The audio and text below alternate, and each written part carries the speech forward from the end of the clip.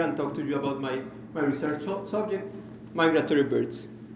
But before we get into subject, I would like to start by asking you a question.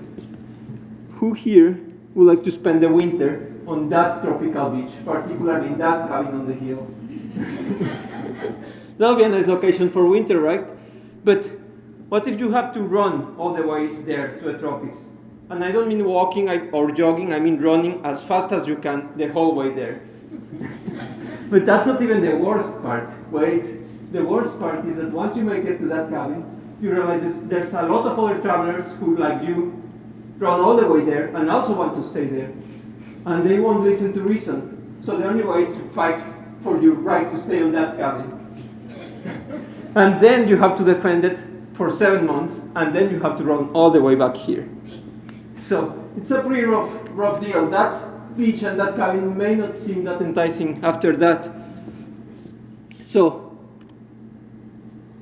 I want to split this in two questions. First, how do birds are able to do that, which is a close analogy to what birds do? How are they able to do that year after year?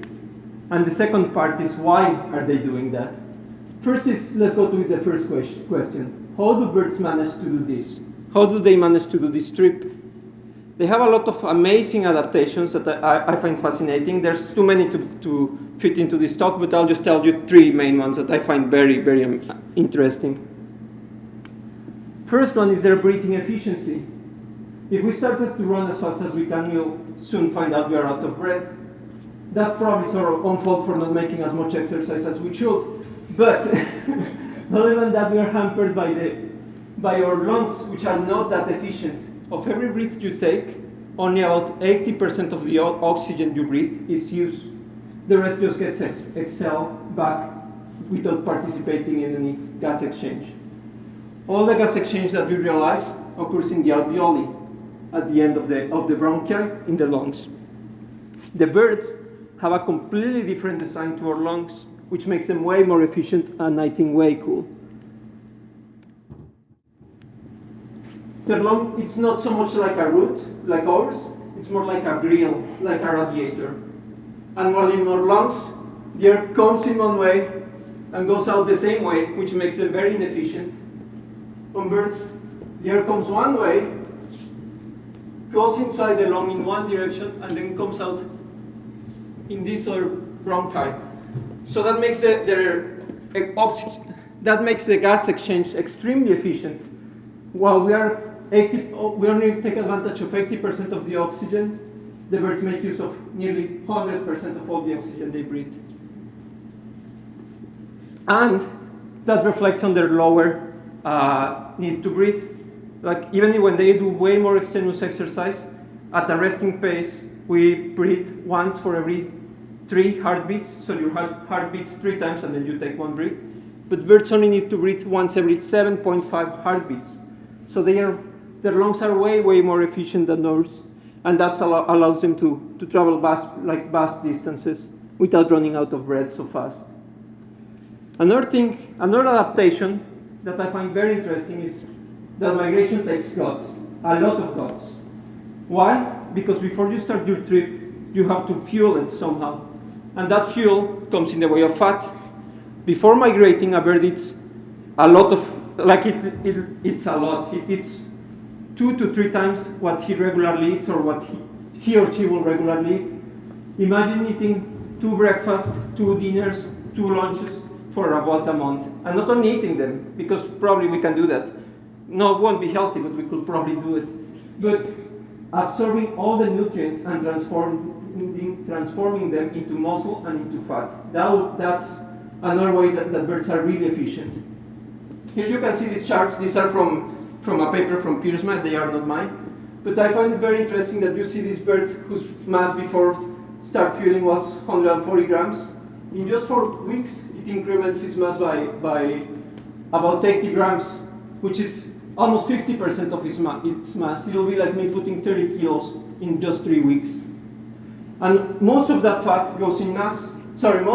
mass goes into fat, like you can see in this chart. A lot of that is fat, but another thing that they put a lot of mass on is in their pectoral muscles, because they use them for the flight. But that's not the most most incredible part. The most incredible part is that as they are putting that extra resources or those resources into building the fat and muscle resources, they start decreasing their, they achieve a peak on the nutrients they can take, and then they start decreasing their gut size in allocating those resources once they have them into building the fat and the muscles. But that's not really the most amazing part. As they are flying, they are burning the fat that they use, and they are using the fat that they store, sorry. If they start running low on fat, it's like running out of fuel in your car, so you don't want that to happen in the middle of a trip. They can only use a little bit of the muscle mass to fuel their trip because they are using it constantly, so they don't want to burn that. What do? They start burning the mass of the intestines or the stomachs. So while they are flying, if they are running out of fuel, they start metabolizing that protein to fuel their flight. They are so efficient in this that after a long trip, some birds are completely unable to eat. They may land on a new location, but their stomach and their intestines are so atrophied sorry, that they are unable to eat. They have to wait a couple days until their muscles that they are not using anymore because they already migrated, transform into intestines again, and then they can start eating again. Imagine having such a flexibility in your body. It blows my mind how much of their resources they can allocate at the right timings. And the final thing that I wanted to talk about is about their orientation and navigation. They have amazing sense of orientation and navigation. Orientation is your sense of direction, where is north, where is south, and navigation is your position on a given map, like where you are. Imagine we were dropped in the middle of the Pacific Ocean, say here, in a raft with plenty of food and we know how to sail and everything, but without a map and a compass. Most of us will never find their way back home. And back in the 50s and 60s, when you could get the permit to do these experiments, that's exactly what people did to a lot of birds. They would pick them up here in Hawaii or in Midway, then fly them by plane blindfolded into a location where they have never been, say on the coast of Washington, and then wait to see if they found their way back. Surprisingly, all the birds find their way back, and this experiment was repeated with several species in several locations, and they always find their way back. So that tells us that they have very keen internal senses of orientation and navigation. It's not that they learn the routes, which they do, but that's not their main navigation or orientation mechanism. They have internal compasses that tell them where to go. And not only they have one internal compass, they have 4 different kinds of internal compasses. We only have one at the best. We can tell where we are based on the sun position. So, sometimes anyways, but birds can do that with the sun. Birds can orient themselves with the stars, with the magnetic field of the earth, and with the direction of the light, the sunlight. Not with the sun position, but with the direction of the sunlight, with it's called polarized light. So they have 4 different kinds of compasses, which means that even in the worst conditions, even if it's a foggy night, they are very unlikely to get lost. And they also have 3 different kinds of mental maps. Well, we only have one most of the time. We have a visual map. Birds also have the visual map, but they also have an auditory map and an olfactory map. So they use these extremely keen senses of orientation to navigate in their extremely long migrations. And that's what I want to talk about too. Some of the most amazing migrations that are on Earth. Again, not from my birds, this is data from other people. I just get to talk about it. This is a bar-tailed goldwit. Oh no, this is a site, yeah. He's the fastest migrant on Earth. They breed in Alaska, you can see there, in the north. And they spend the winter in New Zealand. That's about 10,000 kilometers. They make that flight non-stop in just 8 days. That's 10,000 kilometers. That's probably the average of any of us driving in 1 year. Think of all the driving you did since 2015, and they just fly in 8 days. I find that really amazing. But as amazing as it is, it's not by any means the longest migration we have on this planet. That crown goes to this bird, the Arctic tern. They breed in Greenland, and at summer's end, they fly south all the way to the South Pole, where they spend 5 months, and then they fly up all the way up, again all the way up. In a single year, they travel 80,000 kilometers. Think of how much you have driven since 2008 will be now 2008, and that's what they do in 1 year, just a single year. So these are really amazing feats of the natural world. But now the other question: why to migrate? What are the benefits? Why are they crossing the globe and crossing the Pacific Ocean? What's the benefit of that? In order for migration to exist, there must be a direct benefit, otherwise it won't happen on nature. Migration usually entails a two-way trip between two locations that offer two different resources. That's the key. There are two different resources that birds use in their migration. Let's take the example of Canada. And those resources that the birds use are usually in a cyclic pattern, in a cyclic predictable pattern, which usually happens on the form of seasons.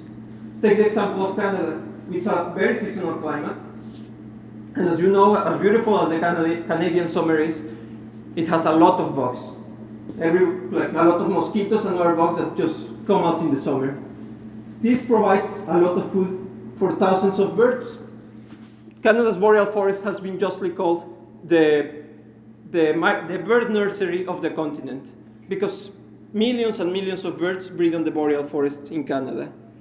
Why? Because there's a sudden influx of insects that provide not only food for themselves, but food for their offspring. Another advantage of coming all the way here to reproduce, like these birds, is that there's less predators, especially compared to the tropics. There's not that many reptiles. In the tropics, even spiders will prey on fledglings. There's not that problem here. And there's a lot more mammals and lizards that could prey on your eggs. Incidentally, I took this picture while I was collaborating with a project in Peru, in the Amazon. I took this picture because it was close to a nest that we were monitoring of tropical birds. And in this picture, you can still see the chick if you pay close attention. The fledgling, you can see a little bulge on the body of the snake, there on the middle. That's the nestling that was eaten from that nest. The other nestling was also in this picture, but you cannot see it. It's on the back of the snake. So there is a lot of predators in the tropics. So that's one advantage of coming all the way here to reproduce. A lot of food minus the predators gives you a lot of healthy offspring. So that's what's seen on the birds for migration. So with Canada being such a seasonal climate, it's not surprising that most of Canadian birds are migratory. These are pictures of some Canadian birds. You can see that they come in all shapes and sizes. And of those, these ones migrate south. All those migrate south come summer end. And those ones stay here year-round. The adaptations that they use to stay in the harsh Canadian winter all year round are also very fascinating, but they are not the subject of this talk, so that will be for somebody else to cover. Back to my Canadian migratory birds. As you saw, there's a lot of species that are migratory, but it's not only biodiversity, it's also biomass. Most of Canadian birds are migratory, and that makes for most of the Canadian bird biomass. In that chart, you can see the resident birds, and the resident birds breeding in a plot of 10 hectares along 6 decades. This is the biomass of migratory birds in that same plot. Oops. There we go. So you can see it's by far most of bird biomass in Canada is migratory birds. But there's another trend that you can see on this graph. As you can see, migratory birds are declining, while resident species here at the bottom remain more or less stable. Why is that? Why are migratory species declining?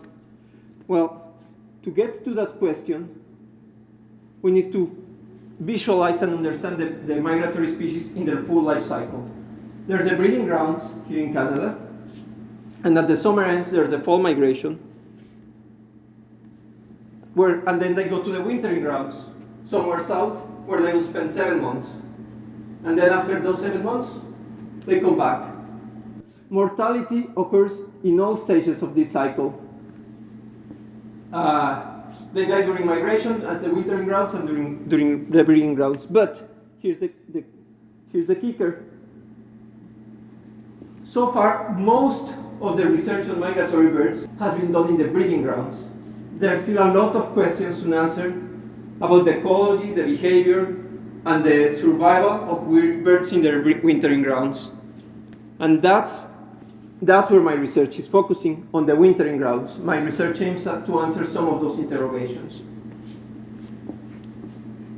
So if I'm going to study birds in their wintering grounds in the American continent, where should I go? Here you can see the Canadian, here you can see the distribution of migratory birds during summer. You can see that some parts of Canada have over 200 migratory birds, over 200 species breeding, not only migratory, all sorts of birds breeding during summer. But come winter, where do they go?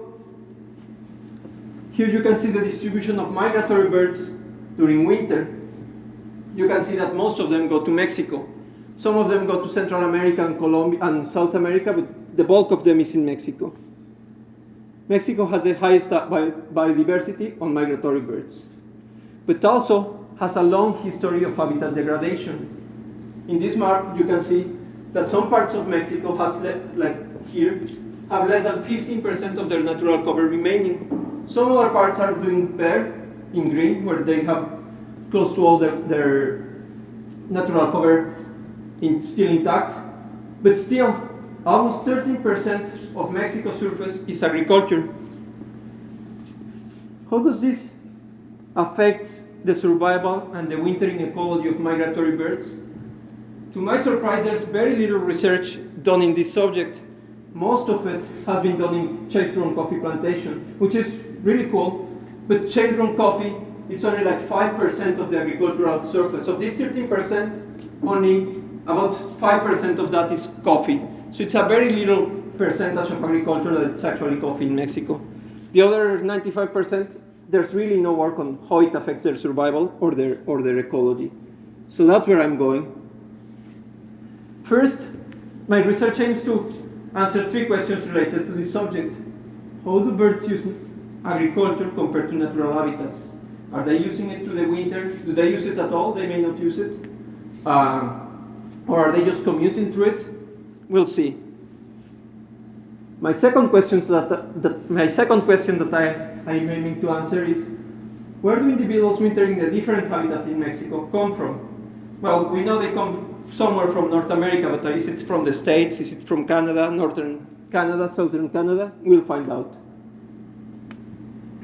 And the most important question, the big one, does the use of the different habitats, assuming they use agriculture, has an effect on their survival? Do birds in different habitats have the same survival? We'll see. Well, first I have to choose my study site. We know that Mexico has the highest biodiversity of migrant songbirds, of migrant birds, so I choose my field site in Mexico. Conveniently close to Puerto Vallarta, and conveniently close to the beach I showed you in the beginning. That's actually a picture from one of my field sites, so not too bad, not too bad. Somebody's going to do it. Yeah. So the second thing after I choose my study site is my study species. Although I would like to study all the species, if you're going to focus on such specific questions as habitat use and survival, you need to focus. And I choose this model species, the yellow warbler, that little guy. It's a 9-gram bird, it's about this big, and despite its size, in any given year it will travel 5,000 kilometers twice a year, like once going south and once going north. Its breeding range, you can see it here in orange. and its wintering range is here in blue, Latin America. As most migratory birds, its summer ecology is widely studied, and a lot of things are known about his summer ecology, but almost nothing during winter. There are some studies on the different habitats used during winter, but still, my first field season, my first time in studying them, I had to determine which habitats they were using. And we found them mainly in 3 habitats. We found them in riparian, which is the forest along the river edges. We found them in coastal lagoon vegetation, which is a combination of dry scrub and mangrove. You can see the dry scrub at the top. It's very seasonal environment too, and it's dry at this time of during most of the winter. And this green stripe is the mangrove, where we found most of the birds in that habitat. And to my surprise, they also use agriculture in large numbers. This is a chili pepper plantation. It's an actual picture of one of my field sites. And we found them in agriculture a lot too. So now that we know where they are, how do birds use agriculture compared to natural habitats? First, how do they use natural habitats? Do they stay in the same place the whole winter? Do they move around? We'll see. My field methodology was fairly straightforward. We banded birds from January to May, from 2011 to 2014. And in that period, we banded over 200 birds. You can see their fashionable bands on their legs there for visual identification purposes. And we banded across the 3 different habitats. Over 200 birds, but a subset of those 60 birds were equipped with a radio tag, which is this, it's like the size of a jelly bean. It weighs about 0.3 grams, 0.3 grams, and it allows me to track a bird through its movements with the aid of a telemetry device. You can see, maybe you can see the antenna sticking out here. And with that telemetry, we were able to plot their habitat use during winter. Here. Here's some territories of the birds that we found in riparian habitat in the rivers. You can see that some birds stay pretty much the whole winter in the same tree. This is a single tree. The bird really like that tree and stay there most of the winter, if not all the winter. Some other birds may not be so lucky to have such a nice tree and wander a bit more, like the red one and the orange one. They still stay on a relatively small area through the summer, like say the size of a block or the size of a large building. But in natural habitats, they pretty much stay in the same place with some variation on how they use that habitat. Sorry, how they use that space. What do they do in agriculture? They do the same. We found some birds that, like this one, really like a tree that was dividing the fields, and they will stay there the whole winter in that tree, for like venturing a bit out, but not much. And some other birds were not so lucky to have such a nice tree again, and they will actually use the crops. They will spend the winter foraging in the crops, and that was surprising to me because if it wasn't for the telemetry, we would have never known, because these are crops like corn and sorghum, and if you have been on a cornfield, you know it's very densely packed, and you really don't know what's going on other than in the edges. So plenty of times we'll be getting the signal from the middle of a cornfield or a chili pepper field and be like, oh, the bird just died, let's go and pick it up. And then we will get to it, and then the bird will just flush. And that happened many times, and to my surprise, day after day, they were using chili peppers, sorghum, and corn fields to meet their daily requirements. Another thing that I found interesting is that different crops have different things to offer. Let's see, the next slide has it. Look, this is a sorghum field and this is a chili pepper field, and they will fit there. But at dusk, they will go to the mango plantation, which is right there at the very top with some dots. Those are roosting locations. So they will fit during the day in some crops, and then at night they will flock to the mango plantation. So different crops have different value for the birds. And not only for my study species, At dusk, if I was standing next to this field, I would see hundreds and hundreds of birds from many different species, migratory birds, leave the crop and then go and roost in the mango plantation, which I thought was really interesting because there's few records of birds using agricultural habitat through the winter. And this is not pretty habitat, I have to say. Like, the beach was really nice and everything, but I had to work here also all the time. And the birds are here too. They use this for foraging all through the winter, which is something that was a bit surprising for me to find out. So, what crops do they use the most? They like sorghum. I have to say it's organic sorghum, not because people are looking to buy organic sorghum, but because it's cattle feed. That sorghum is grown to feed cattle. So it has such a low value that people doesn't bother spraying it with anything. But because of that, it provided habitat for a lot of birds. So low value sorghum was very useful for these birds. Another crop that they liked was corn. Chili peppers, to my surprise, they really like the chili peppers too. And as I said, mango plantations were used for feeding for some birds, but for most birds for roosting. Some other crops that were also present in the area, but they were not so liked by the birds, were cucumbers and tomatoes. They rarely venture into those. And pineapples and papayas also. So now we know that they do use agriculture through the winter, and we know that they are using it for feeding. But where do birds that winter in Mexico come from? Where do individuals wintering in the different habitats come from? The first question is, how do you track a 9-gram bird at a continental scale? It's a tricky question because some of the studies that I showed you, remember the ones with the birds crossing the Atlantic and everything, and the Pacific, sorry? Those ones use satellite tags, which are really, really nice devices that gives you a satellite location of where your bird is. But the lightest one weighs 3.5 grams. It's way too heavy for my birds because ideally the tags should be less than 5% of the bird's mass. And these ones are over 30% of the bird mass, so definitely not doable, as nice as it will be. So these ones are out of the question. There's another type of tags which were also used in some of the studies that I showed you earlier. These ones are called geolocators. They track the length of the day, you attach them to a bird and then let the bird go. And through that, and then capture it next year. Through that period, the geolocator records the length of every day.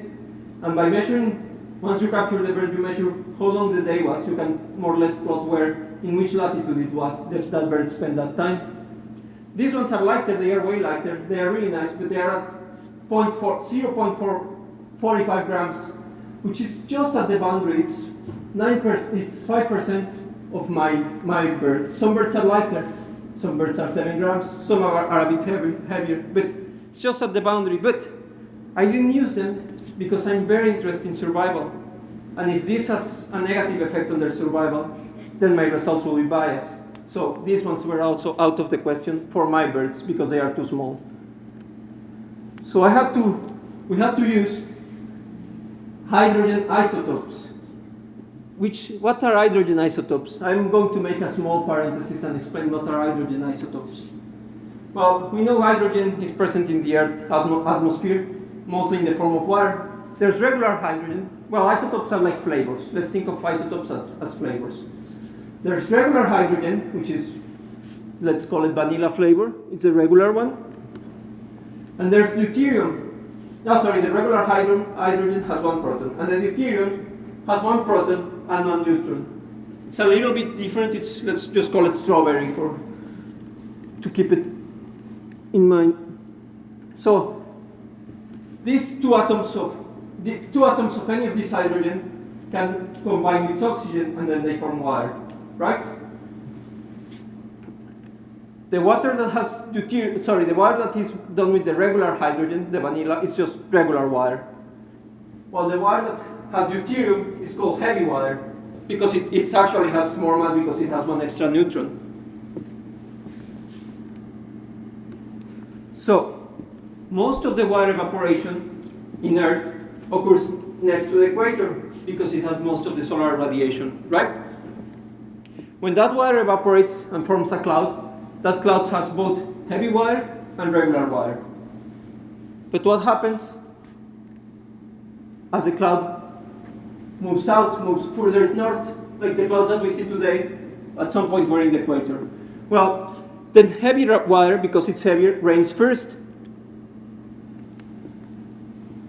So that allows us to analyze the proportion between regular water and heavy water, giving each area a distinct proportion between those two types of water.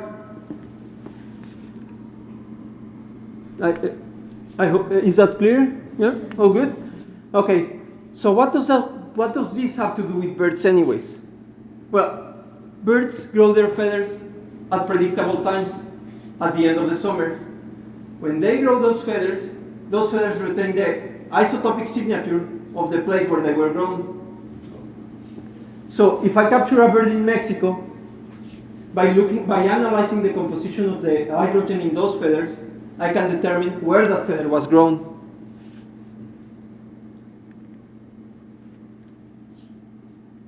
And what did I find out? I took 200 feathers. Let's see where those birds came from. Most of the birds that I captured in Mexico were coming from northern Canada. As you can see, the three lightest color bands, it's pretty much all Canada. And very few of the birds, only like 15 of my 200 birds, were coming from the States or further south. So most of the Canadian birds are indeed wintering in Mexico. But here comes a really interesting part. Birds wintering in natural habitats were from different parts of birds wintering in agricultural habitats. Here you can see, these are the birds wintering in the farmland.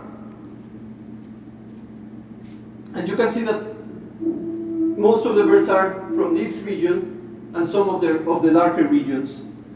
While in the natural habitats, most of the birds were from the far north, mostly from like the Northwest Territories and Alaska. And farmland birds were more like from the lower provinces.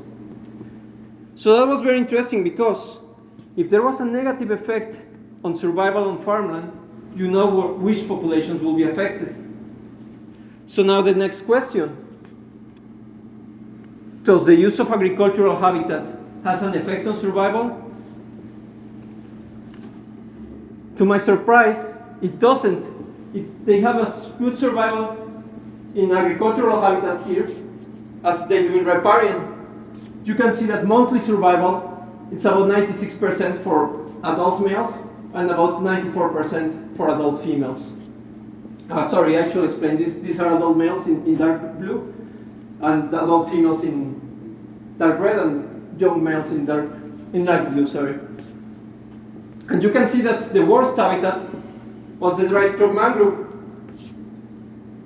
This could be because it's drier, there's less food. I'm still not sure of why that one was the lowest survival and agriculture had such high survival compared to agriculture. Could be because agriculture has, this is a very seasonal climate as Canada, but this one is more to do with dry season and wet season. And agriculture is irrigated all through the year. So that may be an incentive, that will be an advantage for birds wintering in agriculture, that there's more water and therefore more bugs. Another thing that may be causing that agriculture has same survival as riparian habitat is because there's less predators. Of all the birds that I banded, I only had 2 predation events that confirmed. I just found the radio with a bunch of feathers around, so it was pretty sure that something killed them. And both events happened in riparian habitat. And on our point counts, we found 4 different types of hawks that feed on songbirds in riparian habitat. While in agriculture, there's none of them because there's no habitat for those hawks. So that may be driving that. But I was very glad to see that agriculture is not really that different from survival in agriculture is not that different from riparian habitat. Another thing that may be influencing this is that this is relatively low technology or low density agriculture.